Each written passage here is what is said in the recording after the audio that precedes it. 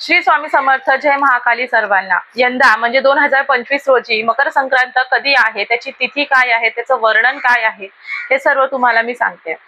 यंदा म्हणजे 2025 रोजी मकर संक्रांत ही 14 जानेवारी 2025 रोजी आलेली आहे. त्याचप्रमाणे सकाळी 8:55 सूर्य हे मकर राशीमध्ये प्रवेश करणार आहे.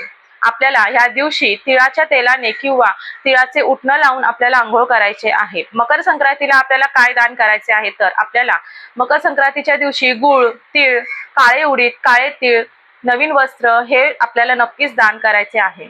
त्याचबरोबर मकर संक्रांत ही पिवळ्या रंगावर आलेली आहे, म्हणून पिवळ्या रंगाचे वस्त्र आपल्याला ह्या दिवशी अजिबात घालायचे नाही, परिधान करायचे नाही.